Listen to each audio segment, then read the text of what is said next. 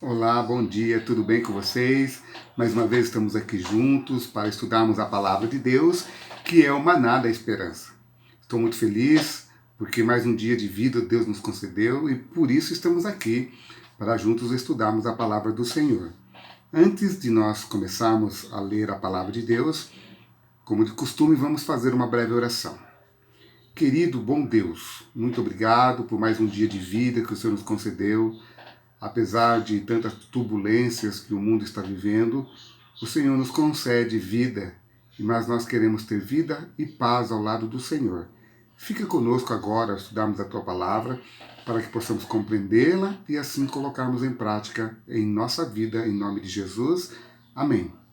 O salmo que nós iremos ler hoje, queridos, é o Salmo 73, o Salmo de Asaf, que tem aqui, Asaf tem vários salmos, principalmente aqui os salmos que vai do 73 até o 83, é o Salmo de Asaf, praticamente 10 salmos aqui, mas eu quero estudar com vocês o problema desse salmo, onde que o salmista está aqui então colocando algumas coisas. Você vai ver aí em cima do rodapé do capítulo 73 do Salmo 73, está escrito assim, livro terceiro. Isso quer dizer que agora, a partir do capítulo 73 até o 89, vai ser referente ao livro de Levíticos, querido. Então, se você olhar aí para trás dos salmos que nós já lemos, tem salmo referente ao livro primeiro, ao livro segundo e ao livro terceiro. Ou seja, está dentro daquela ideia do livro de Levíticos, salmos que queremos ler a partir de agora, 73 até 89. Tudo bem? Então, queridos, o título que eu dei aqui para esse salmo, Salmo 73, é Acima de toda a comparação. Primeiro, quem foi Asaf? Asaf, queridos amigos, Asaf, Emã, Etan, eram levitas que atuavam como músicos e líderes dos cultos no santuário durante o reinado de Davi. Isso você vai encontrar lá em 1 Crônicas, capítulo 15, dos versos 16 a 19, e também ali do capítulo 16, verso 4 ao verso 7. Então eles eram músicos e parece que eles foram fundadores de associações para seus próprios filhos darem continuidade depois. E outros músicos também. Então, Asaf dá aqui um início e os seus próprios filhos continuam. Tá? Então, eram adoradores que estavam ali prestando serviço a Deus através dos cultos dentro do santuário. Tá? Então, Asaf, ele lidera aqui a questão de um problema que está acontecendo. Apesar de ele estar ali atuando no templo, você vai observar que o que Asaf está passando aqui é praticamente aquilo que todos nós estamos passando. Então o título desse salmo é Acima de toda comparação. Então vamos aqui, eu não quero ler todo o capítulo.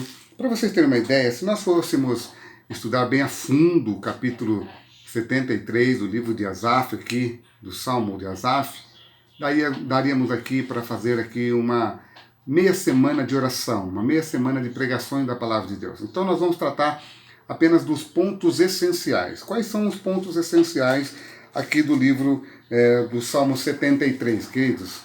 A questão aqui é, a fé parece que está abalada, parece que está acontecendo alguma coisa. Você vai entender que o escritor desse salmo, ele está mostrando bem aqui a humanidade dele e como que eu e você somos bem parecidos com eles. Olha só o que está escrito aqui no verso 1. De fato, Deus é bom para com Israel, para com os de coração limpo. Parece aqui que antes de o salmista começar aqui a explanar aqui a sua ideia, o que está acontecendo no seu interior, ele já dá aqui uma conclusão de tudo o que ele vai falar aqui no próprio salmo. Por quê? Porque, olha, de fato, ele sabe, ele tem certeza, conheço Deus, e Deus é compaixão, Deus é amor, Deus é íntegro, de fato Deus é bom para com Israel. Bom, se Deus é bom, então por que eu vou duvidar? Queridos, é assim conosco também, sabe por quê? Porque mesmo nós sabemos que existe um Deus no céu, às vezes nós ficamos ali olhando para aqueles que prosperam sem temer a Deus. É o que você vai ver aqui dentro do Salmo 73, queridos. De fato, Deus é. Quem Deus é? Deus é bom. Deus é compaixão, Deus é amor, Deus é reto. Para com quem? Para com a nação que ele escolheu. Para com os de coração limpo. Dentro da nação, ele tira ali os retos de coração, os limpos de coração. Ou seja, aqueles que têm uma fé inabalável. Só que mesmo esse que tem uma fé inabalável, em certos momentos da vida, ele tem assim algumas recaídas. E você vai ver isso bem claro aqui dentro do Salmo 73. Olha que interessante no verso 2. Mas quanto a mim, porém quase escorregou os meus pés, ou resvalaram os pés. Por pouco faltou para que se desviasse os meus passos, pois eu invejava os arrogantes ao ver a prosperidade dos maus. Queridos, aqui está um dos maiores malefícios que a inveja faz dentro do coração do ser humano. Faz com que o ser humano venha duvidar. Queridos, mesmo que nós venhamos duvidar, o que não pode acontecer conosco é escorregarmos, cairmos, a ponto de ficarmos caídos para sempre.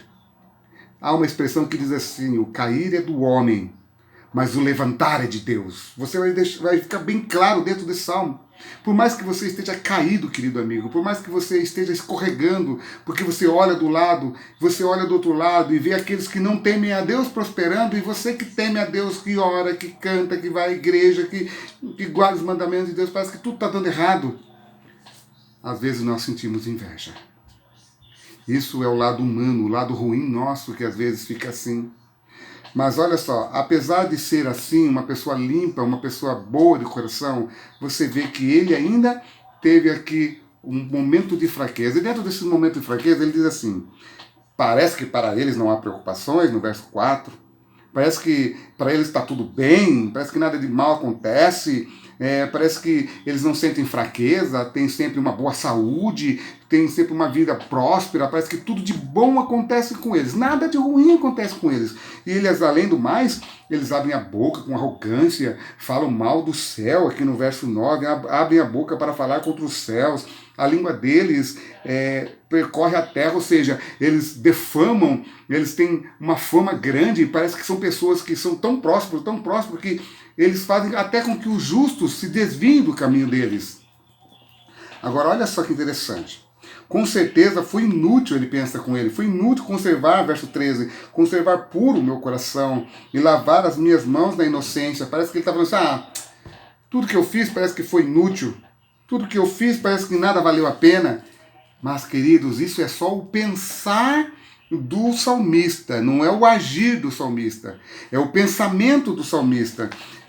O que parece aqui, queridos, é que o salmista está chocado com a possibilidade de pensar em fazer coisas desse tipo. Aí ele vem para o verso 15, no verso 15 ele diz assim: olha, se eu apenas tivesse pensado em falar tais palavras, observe que ele apenas pensou naquilo, ele não falou aquilo. Se eu tivesse pensado em falar tais palavras, já aí teria traído a geração de teus filhos, ó Deus. Deixa eu falar uma coisa para vocês. Satanás, queridos amigos, ele não é onipotente, ele não é onisciente e nem onipresente, ele é uma criatura de Deus. Então entenda bem o que eu vou dizer para vocês. Ele não conhece o que você pensa. É isso mesmo que você está me ouvindo, ele não conhece o que você pensa. Mas quando a gente para e fica pensando, olhando muitas coisas ruins, ele logo vai começar a entender que aquilo é a minha tendência. Naquilo que eu mais fico parado, naquilo que eu mais fico prestando atenção, é aquilo que o meu coração vai ser atraído. Você está entendendo o que eu estou querendo dizer para vocês? Então, se eu fico parado demais, andando com pessoas ruins, falando em rodinhas com pessoas ruins, logo eu vou estar praticando a mesma coisa que eles, queridos. Então, entenda, queridos, o raiar da verdade agora vai pairar na mente do salmista aqui. Em tudo ele pensou, em tudo ele só refletiu. Mas quando o viver dele, quando aquilo que realmente valia a pena, observe, deixa eu falar uma coisa para vocês. A lei de Deus, ela é a lei moral. O que é uma lei moral? ela nos faz viver com uma moralidade. E essa moralidade faz com que o nosso caráter depravado seja um caráter transformado. Transformado pelo quê?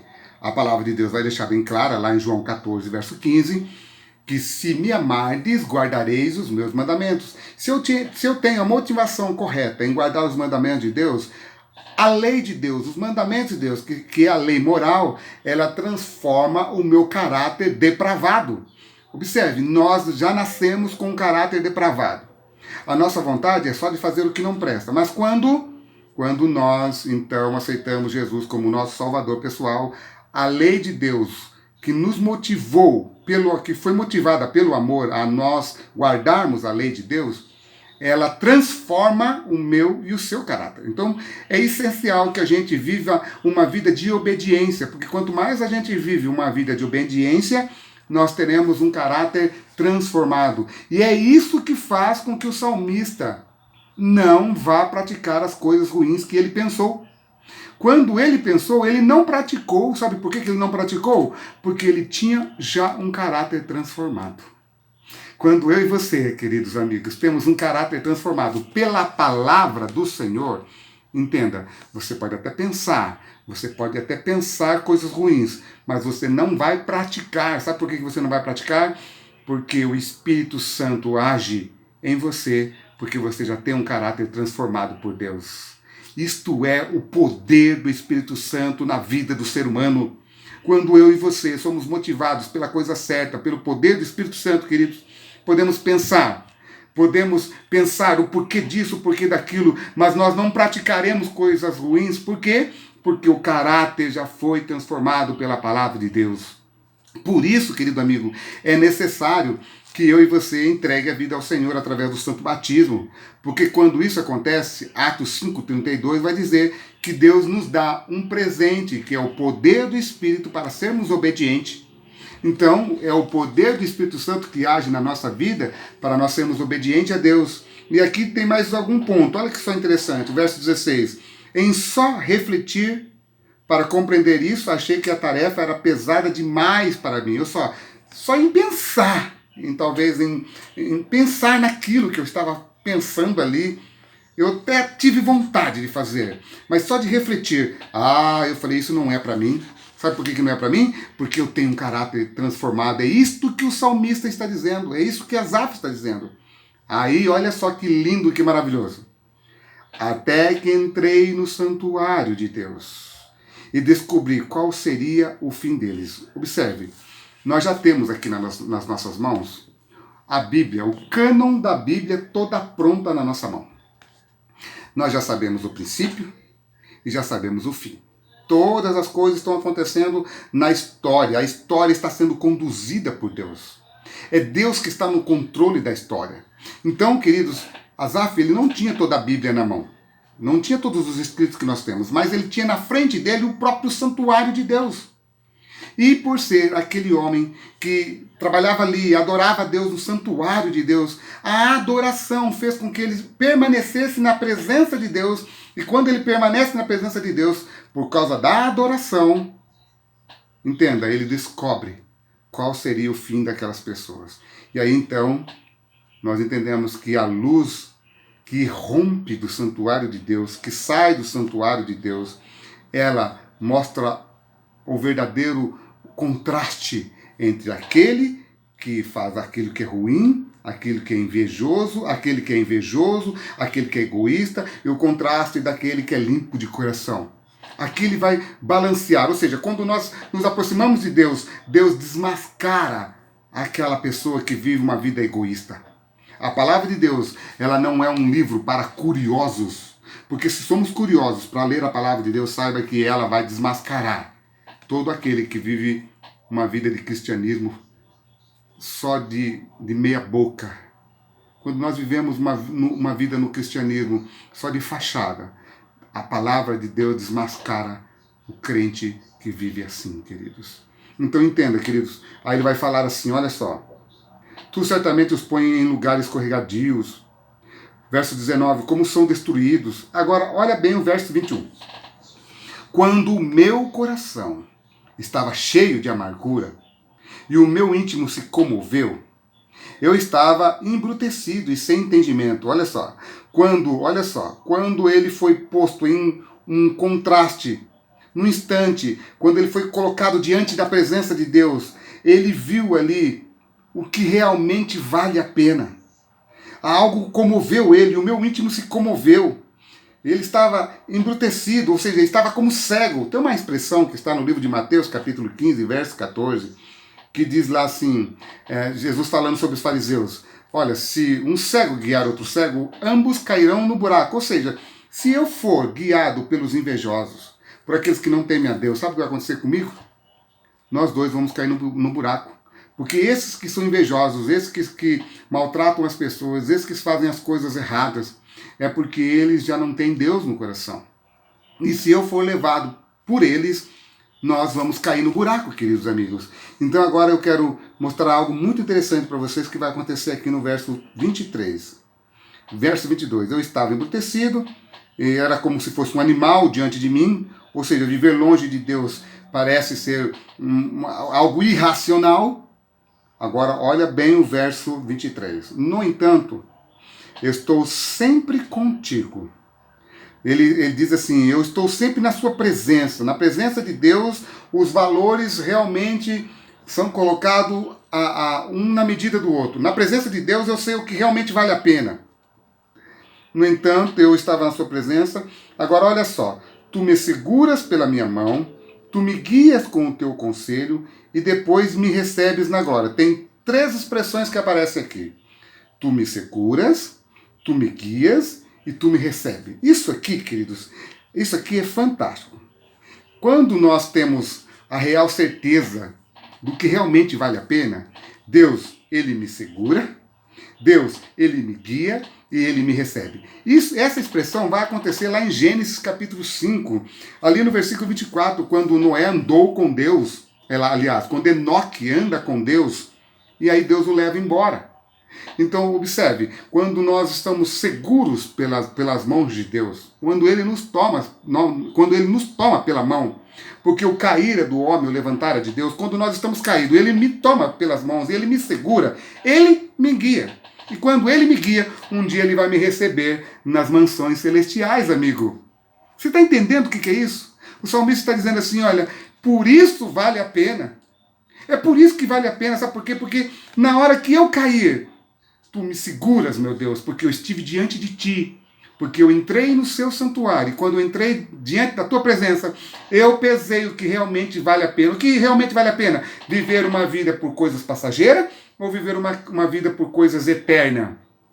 Para mim, o viver é Cristo, diz Paulo, e o morrer é lucro. Filipenses 1, verso 21, Paulo vai dizer isso. Paulo vai dizer claramente. Então, quando o me guiar, quando o me segurar e o me receber estão diante de mim, se assim estou na presença de Deus, eu tenho a ti mais do que tudo na vida. Sabe, queridos, quando Deus me segura, quando Ele me guia e um dia Ele vai me receber, isso realmente vale a pena.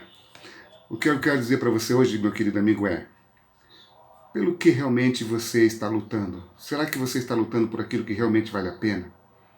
Será que você está lutando por coisas que são passageiras ou por coisas eternas? Será que você está observando as pessoas injustas, as pessoas ruins prosperarem e você fala assim, quer saber da última? Não vale mais a pena servir a Deus, eu quero viver uma outra vida, eu vou deixar de ser um crente, eu vou começar a fumar, vou começar a beber, vou começar a ir para os bailes, para as boates. Queridos amigos, isso tudo é passageiro. Isso tudo vai perecer, queridos. Tudo isso vai passar. Mas quando estamos diante de Deus, Ele vai passar para mim, para você, o que realmente vale a pena. O que realmente vale a pena? Ser segurado por Deus, ser guiado por Deus, porque um dia Ele vai me receber nas mansões celestiais. Não vai receber só a mim, vai receber você, vai receber a sua família. Entenda, queridos, isso verdadeiramente vale a pena. E aqui na parte final dos versos 27 e verso 28, agora ele vai mostrar qual é a comparação verdadeira. Os que se afastam de ti certamente perecerão. Tu destrói todos os que são infiéis para contigo. Quanto a mim, bom é estar perto de Deus. Faço do Senhor Deus o meu refúgio. Para quê? Para proclamar todas as suas obras. Depois deste novo olhar, dessa nova perspectiva que o salmista tem, ele vê o que realmente vale a pena. Viver para Cristo e proclamar o nome desse Deus Todo-Poderoso para todo mundo saber que ele serve um Deus vivo. Sabe, queridos, os levitas não tinham herança. Todas as pessoas comuns do povo de Israel herdaram um pedaço de terra, mas os levitas não. Lá no livro de Números, capítulo 18, verso 20, eu quero ler para vocês, para terminar.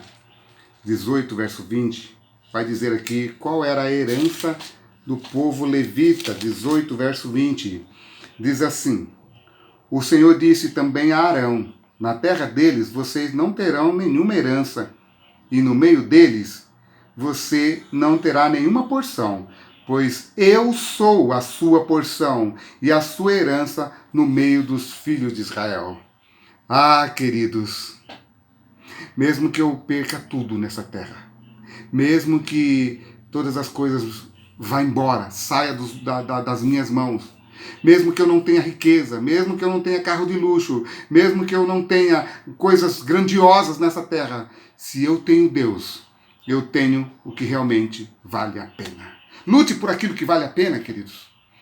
Lute por aquilo que é eterno e não por aquilo que é passageiro. Por isso que o Salmo de Asaf, hoje, ele faz parte da minha e da sua vida. Tome essa palavra para você e entrega o teu caminho ao Senhor. Confia nele e o mais ele fará. Amém.